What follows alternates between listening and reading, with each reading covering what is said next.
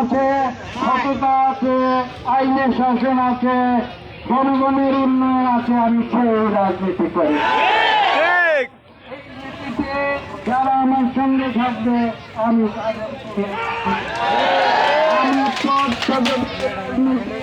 আপনারা জানেন আমি মন্ত্রিত্বের পদ হেলায় ছুড়ে ফেলে দিয়েছি।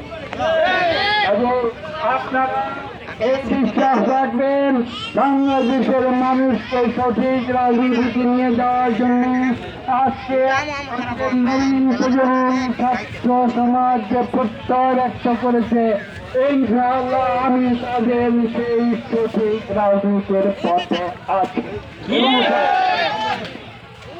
বলতে বিরানি। আজকে এইখানে যেখানে দাঁড়িয়ে আছি ঠিক সেখানে 2018 সালের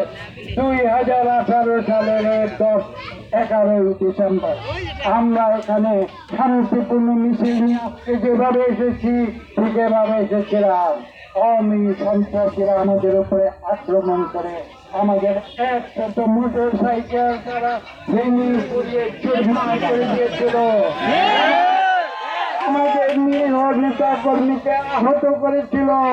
এবং পরে এটাও মনে রাখতে হবে, যখন সত্যের বলে সাহসী হয়ে আমাদের নেতা কর্মীরা সেই অন্যায় আক্রমণকে প্রতিরোধ করে তখন কিন্তু তারা কাপুরুষের মতো।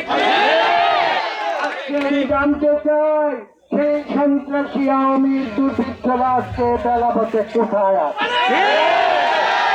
পালিয়ে গেলে হবে না, তাদের আইনের মুখোমুখি করতে হবে। এটা আপনাদের উপরে আমরা প্রতিহিংসা রাজনীতি করি না। আমি বলেছি আইনের শাসনে বিশ্বাস করুন, আইনের পথে আপনারা চলবেন এই প্রত্যাশা ব্যক্ত করি। ইনশাআল্লাহ আজকে আমরা যে সরকার একটি গঠন করেছি, অন্তর্বর্তীকালীন সরকার, তাদের উপরে দায়িত্ব আছে। তারা দেশে আইনের শাসন কায়েম করবে, একটি সুস্থ নিরপেক্ষ নির্বাচন করবে।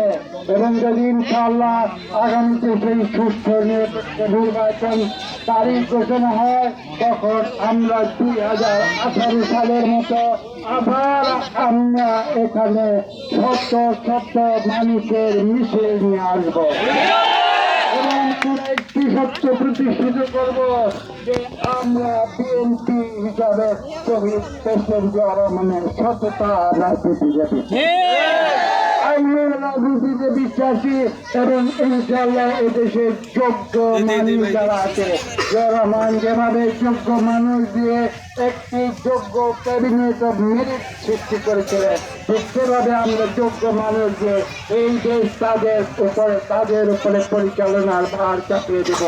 আমি আপনাদের শুধুমাত্র একটি অনুরোধ করব, আগামী সুস্থ নিরপেক্ষ নির্বাচনে আপনারা যোগ্য মানুষ নির্বাচিত করবেন।